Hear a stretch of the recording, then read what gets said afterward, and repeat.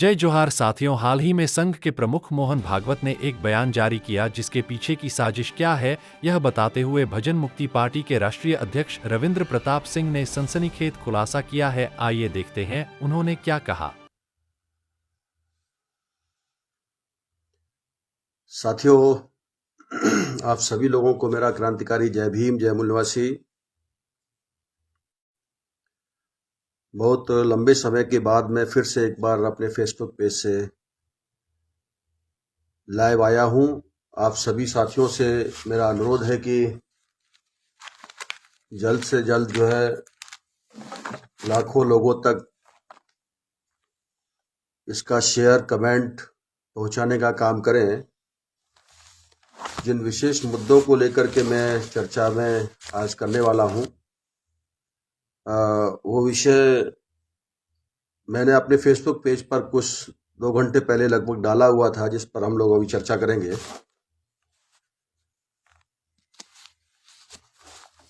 और इस लाइव का टाइटल भी मैंने डाला हुआ है, आप लोग जैसा देख पा रहे हैं कि भारत में रहने वाले डीएनए के अनुसार विदेशी लोगों के द्वारा एक बार फिर से भारत के टुकड़े करने की नाकाम कोशिश हो रही है। एक क्वेश्चन मार्क लेकर के मैं आप लोगों के बीच में आया हूं। आज सवेरे जैसे ही मैं उठा, उसके बाद में कुछ अखबार मैंने पढ़े। मेरे सामने एक अखबार है, आप देख पा रहे होंगे, हिंदुस्तान है। और ये हिंदुस्तान पेपर में पेज नंबर 7 पर एक खबर पढ़ने को मिली। वो खबर है, हिंदू समाज में एकता की जरूरत, मोहन भागवत। हेडिंग ऐसी बनाई है, मगर इसमें जो पढ़ने के बाद मैं जो निष्कर्ष है इसका मैं आप लोगों के बीच में रखूंगा। दूसरा एक अखबार है जो दिल्ली से ही निकलता है, ये जनसत्ता पेपर देख रहे होंगे आप मेरे सामने। जनसत्ता पेपर के अंदर में भी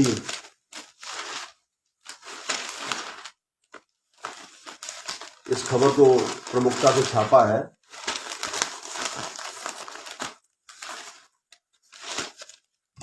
और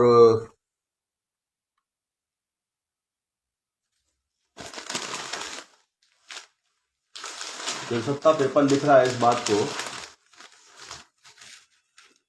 राष्ट्रीय स्वयंसेवक संघ मोहन भागवत ने कहा, पेज नंबर 8 पर 17 फरवरी को ये निकला है।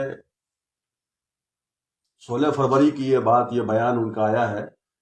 हिंदू देश का जिम्मेदार समाज, एकता जरूरी, ऐसा करके ये हेडिंग छापा है। मगर हम इसके अंदर में जो लिखा है, अंदर में जो बयान दिया है, उस पर विश्लेषण करेंगे। एक और अखबार है साथियों मेरे सामने, ये राष्ट्रीय सहारा है, नवभारत टाइम्स है। खैर, जो मकसद के लिए हम लोग जो चर्चा करने वाले हैं,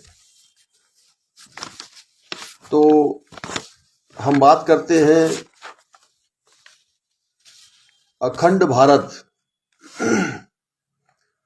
अखंड भारत जो तथागत गौतम बुद्ध का भारत था,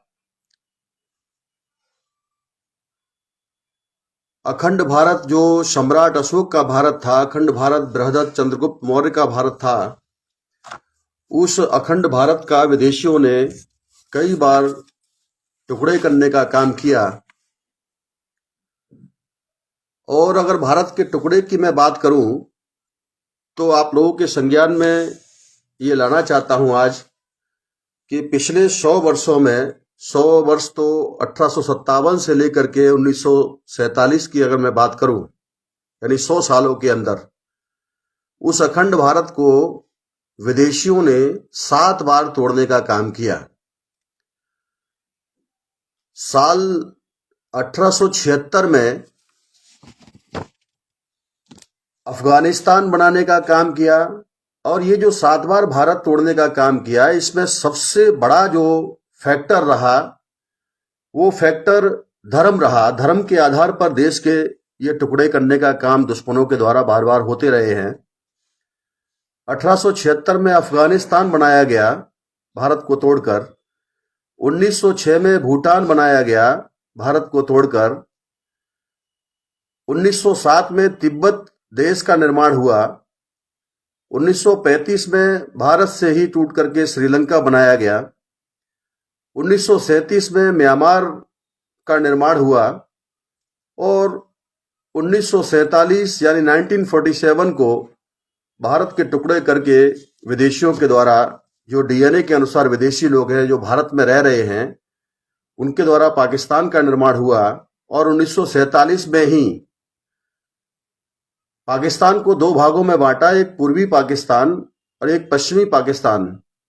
पूर्वी पाकिस्तान वर्तमान का पाकिस्तान है और जो पश्चिमी पाकिस्तान है वो वर्तमान का पाकिस्तान है, और जो पूर्वी पाकिस्तान है जिसको अभी आज की तारीख में बांग्लादेश कहा जाता है, ये टुकड़े समय समय पर शासक जातियों के द्वारा धर्म को आधार बना करके तोड़ने का काम हुआ। मैं बात कर रहा हूं कल 16 तारीख को पश्चिम बंगाल के बर्धमान जिले में साई ग्राउंड है एक, उस साव ग्राउंड में, साई के नाम से वो ग्राउंड है, उस ग्राउंड के अंदर में भागवत जी ने कहा, लोग अक्सर पूछते हैं कि हम केवल हिंदू समाज पर ही ध्यान क्यों देते हैं। और ये जो मैं बात पढ़ रहा हूं, ये हिंदुस्तान की खबर है, पेज नंबर 7 पर। भागवत जी कह रहे हैं कि लोग अक्सर पूछते हैं कि हम केवल हिंदू समाज पर ही ध्यान क्यों देते हैं, और मेरा जवाब है कि देश का जिम्मेदार हिंदू समाज है।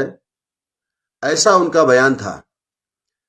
साथियों, मैं ये कहना चाहता हूं, मेरा ये आपत्ति है कि भागवत जी जिन लोगों को हिंदू कहते हैं, जिन लोगों को हिंदू समाज कहते हैं, जिस समाज को वर्तमान की संवैधानिक टर्मिनोलॉजी में वो लोग जो है अनुसूचित जाति के नाम से जाने जाते हैं, अनुसूचित जनजाति के नाम से जाने जाते हैं, ओबीसी के नाम पर, पिछड़े के नाम पर जाने जाते हैं।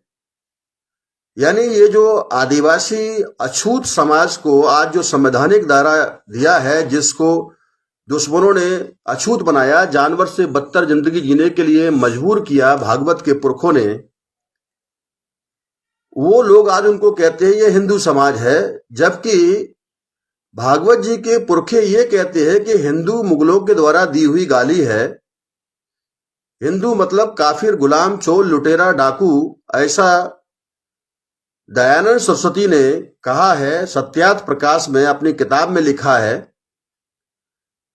तो अगर ये बात सही है तो भागवत उस गाली को धर्म का नाम क्यों बता रहे हैं और वो गाली को हमारे लोगों के ऊपर थोपने का काम क्यों कर रहे हैं?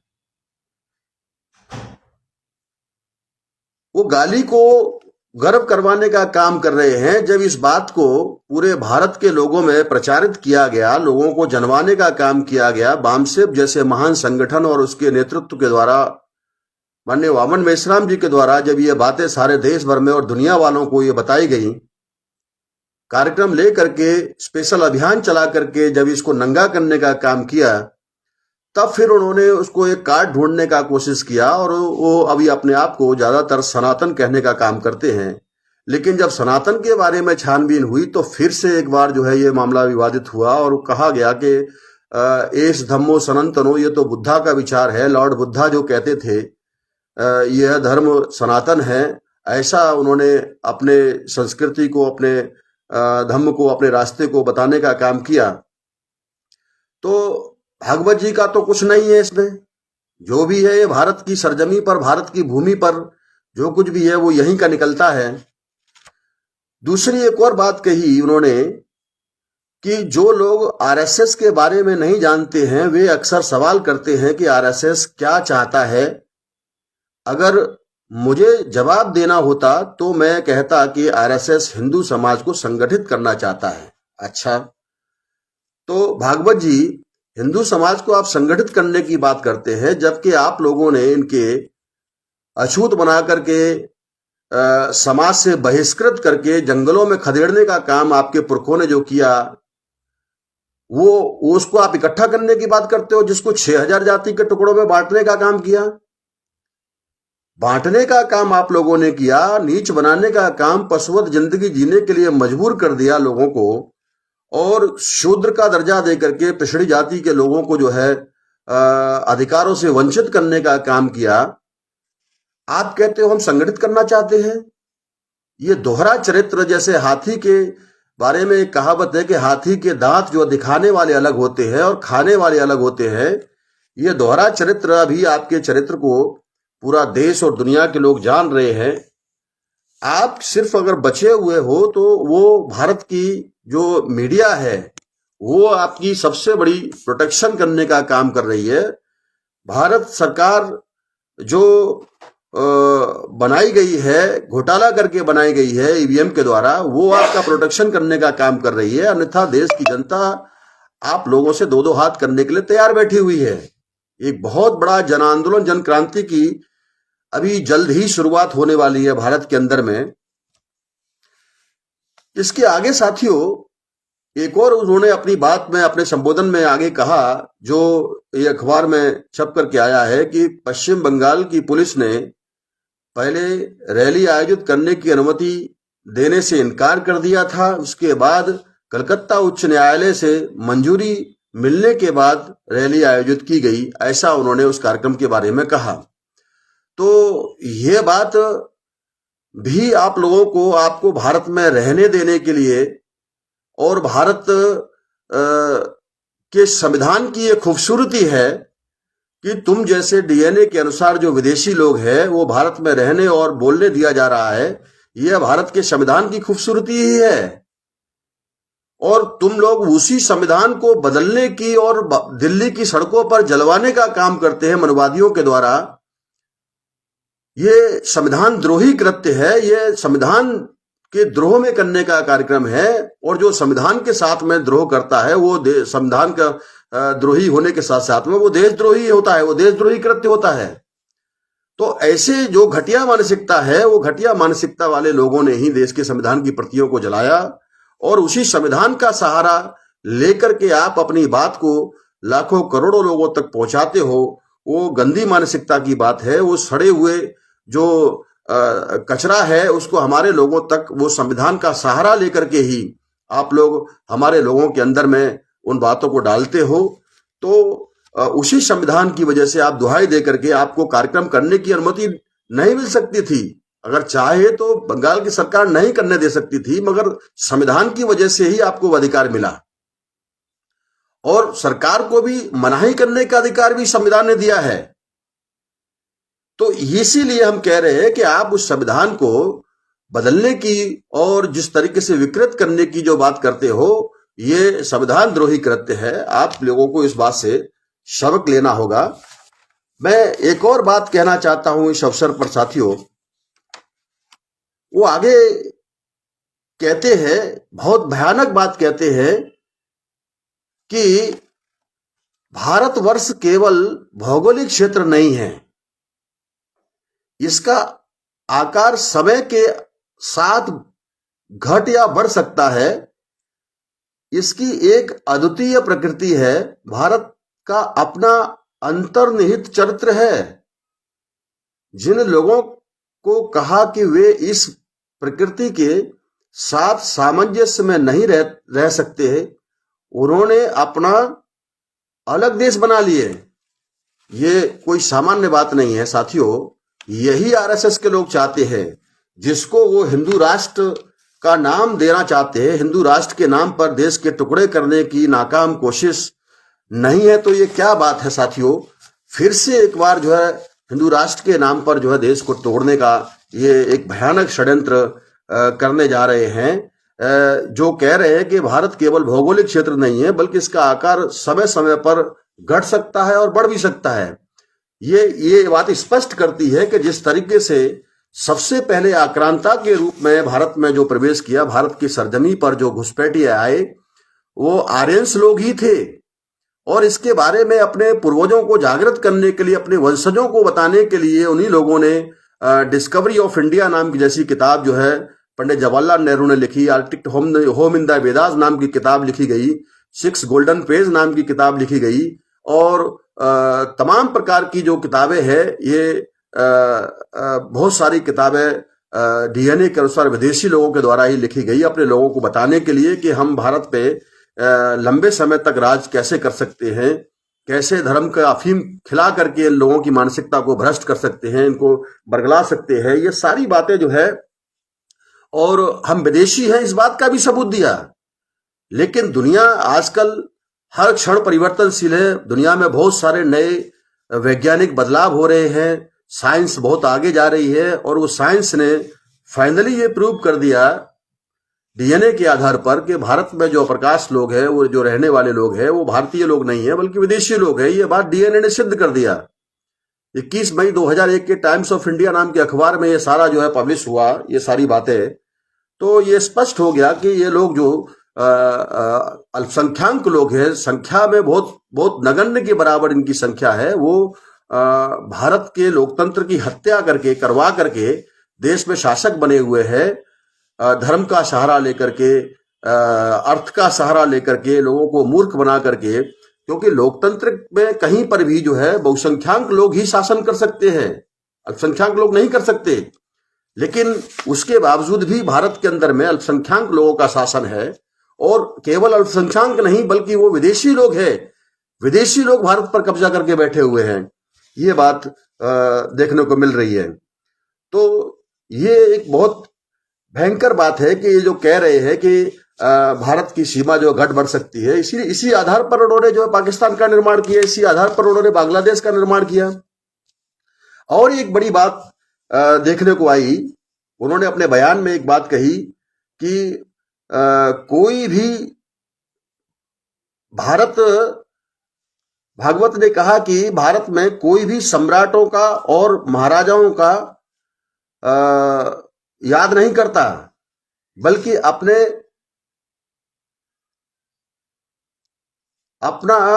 पिता का वचन पूरा करने के उद्देश्य से 14 साल के लिए वनवास जाने वाले राजा यानी भगवान राम और उस व्यक्ति भरत को याद रखता है। तो मैं भागवत जी को यह बताना चाहता हूं, भागवत जी, भारत जो भूमि है वो लॉर्ड बुद्धा की भूमि है, सम्राट अशोका की भूमि है, राजा बृहदत्त जैसे हमारे महान पुरखों की भूमि है, उनका यह देश है, जिनकी तुम्हारे विदेशी पुरखों ने हत्या करने का काम किया, और उन्होंने काल्पनिक तमाम चीजों का निर्माण किया। वो काल्पनिक के आप उदाहरण देने का काम करते हो, तो वो काल्पनिक लोगों के आधार पर, और वो काल्पनिक को अगर थोड़ी देर के लिए मान भी लिया जाए तो वही उसका उदाहरण आप दे रहे हो। जो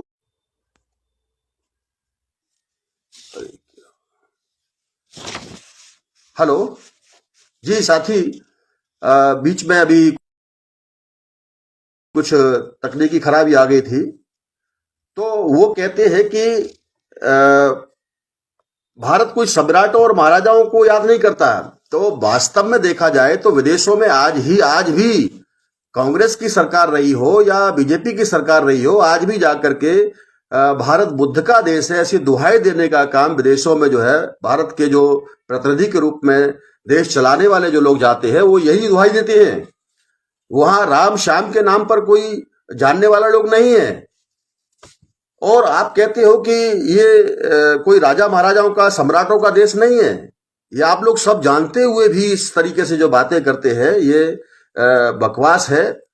और आगे उन्होंने अपने वक्तव्य में कहा कि जो लोग इन मूल्यों का पालन करते हैं वे ही हिंदू है। इसका मतलब है आप बात कर रहे हो कि खड़ाऊ रख करके राज करने वाला उदाहरण दे रहे हैं भरत का, जो है 14 साल तक, यानी कि देश की सत्ता पर तुम अल्पसंख्याक लोगों का जो है शासन करवाते रहे। भारत के SC ST OBC माइनॉरिटी के जो मूल्यवासी समाज के लोग हैं, यही आप चाहते हो, और उन्हीं को आप हिंदू का संज्ञा देने का काम करते हो। तो हिंदू मतलब यानी कि SC ST OBC के लोग आपके गुलाम ही बनकर के रहे, अपने संवैधानिक अधिकारों की बात नहीं करें।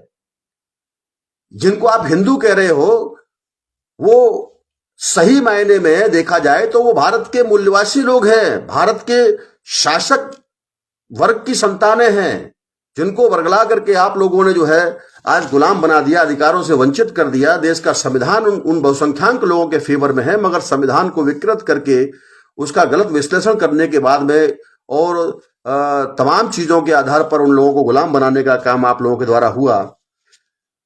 साथियों, आगे वो कहते हैं कि पश्चिम बंगाल पुलिस ने जिस तरीके से वहां रोक लगाने का काम किया और बाद में हाईकोर्ट का सहारा लेकर के उन्होंने अपनी रैली करनी पड़ी, इससे अंदाजा लगा सकते हो कि भारत के संविधान की ताकत कितनी है। भारत की चुनी हुई जो सरकार है वो चाहे तो कुछ भी कर सकती है।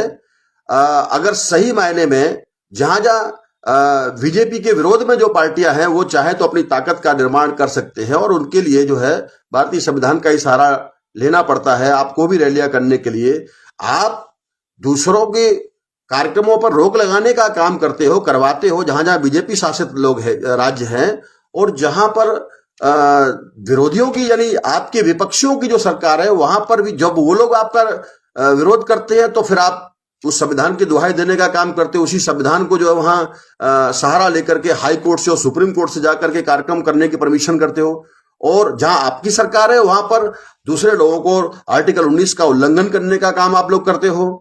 तो यही हम कहना चाहते हैं कि आपको जैसे संविधान का सहारा लेकर के अपनी बात कहने का अधिकार है, वैसे ही देश के मूल निवासियों को जो संगठन बनाने का, संगठन चलाने का, पार्टी संचालित करने का, उन तमाम अनुसूचित जाति, जनजाति, पिछड़े वर्ग के लोगों को भी अधिकार है कि वो लोग भी अपनी बातों को अपने लोगों को कहें।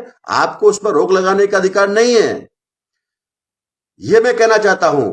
आप लोग रोक लगा रहे हो, लोगों के मताधिकार का भी आप दुरुपयोग कर रहे हो। लोग अपना प्रतिनिधि चुनना चाहते हैं, अपने वास्तविक प्रतिनिधि को वोटिंग करना चाहते हो, मगर जिस तरीके से सड़ी गली मानसिकता का आधार बना करके आप लोगों ने चुनाव आयोग का सहारा लेकर के उसको डरा धमका करके ईवीएम के द्वारा लोगों के वोटों की चोरी करवा रहे हो, डकैती डलवाने का काम कर रहे हो, लोगों की अभिव्यक्ति पर पाबंदी लगाने का काम कर रहे हो। यह संविधान द्रोही कृत्य है।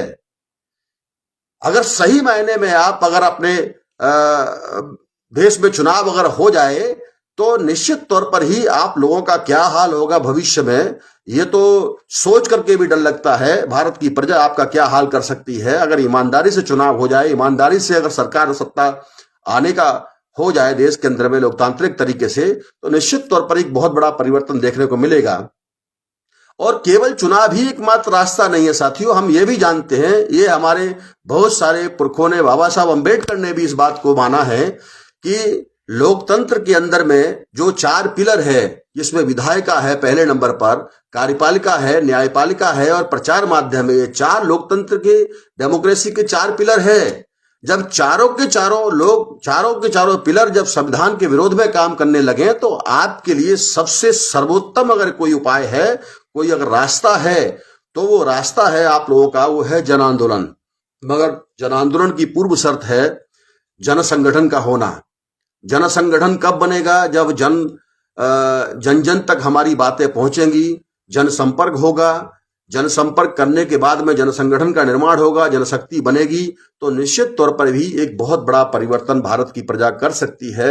और यही सब करने के लिए बहुत सारे प्रयोग भारत में आज की तारीख में हो रहे हैं, चाहे वो जेल भरो आंदोलन हो। अभी हम लोगों ने सोशल मीडिया के माध्यम से जानकारी ली कि इस देश के अंदर में भारत मुक्ति मोर्चा, राष्ट्रीय परिवर्तन मोर्चा, राष्ट्रीय पिछड़ा वर्ग मोर्चा जैसे राष्ट्रव्यापी संगठनों के द्वारा, उनके नेतृत्व के द्वारा, मेश्राम साहब और चौधरी विकास पटेल जैसी बड़ी जो ओबीसी के लीडर हैं, उनके द्वारा ये घोषित किया गया है कि आगामी 9 अप्रैल को हम लोग राष्ट्रव्यापी जेल भरो आंदोलन करेंगे।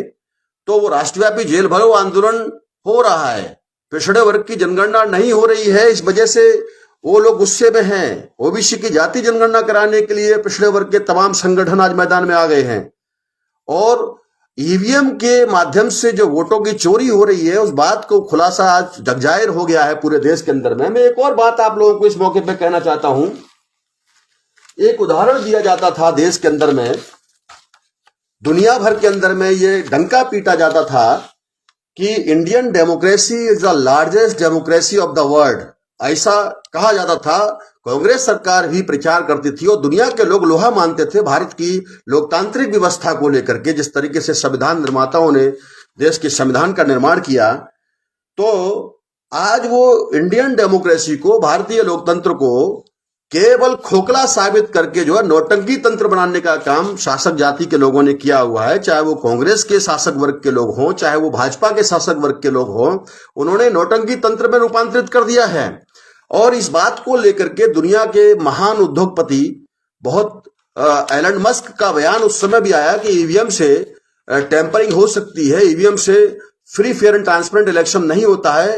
ये अमेरिका के एक बड़े उद्योगपति के द्वारा, जो एलन मस्क है, जो एक्स हैंडल के मालिक है, ऑनर है, और उनको अभी हाल ही में अमेरिकी प्रशासन ने, अमेरिका में जो सरकार बनी है, ट्रंप सरकार बनी है, उस सरकार ने अमेरिकी प्रशासन के डिपार्टमेंट ऑफ गवर्नमेंट एफिशिएंसी यानी डॉगी करके एक संस्था है, वो डॉगी संस्था जो है वो भारत सहित दुनिया भर के अंदर में चुनावों का मैनेजमेंट करने के लिए, चुनावों के लिए, चुनाव का प्रचार प्रसार करने के लिए, लोकतंत्र को मजबूत बनाने के लिए उसका प्रचार प्रसार करने का जो काम करती है, तो वो उसका ऐसा मानना है कि भारत में ये नौटंकी हो रही है, इसलिए भारत के लिए हमने जो चुनाव प्रचार का, भारत के चुनाव प्रबंधन के तौर पे जो हमने अपनी जो पैसा रखा हुआ था, आवंटित किया था, उसको हम रद्द कर रहे हैं।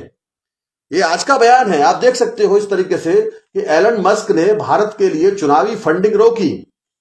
स्पष्ट लिखा है इसके अंदर में, आप देख पा रहे होंगे। मैं चाहता हूं थोड़ा सा आप लोगों तक ये बात पहुंचे।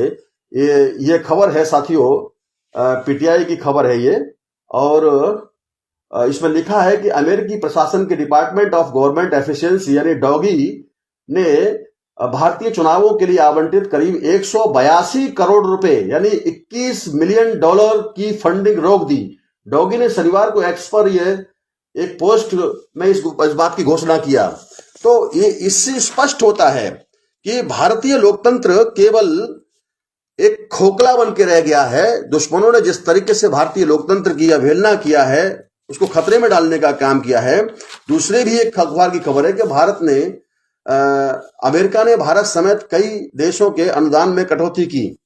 तो ये इस बात का ये प्रमाण है साथियों कि भारत में जिस तरीके से पिछले कई दशकों से जो चुनाव प्रक्रिया है, लगभग 2 दशकों, 2.5 दशक की बात हो गई है, 2004 से ये मसला देखने को मिल रहा है।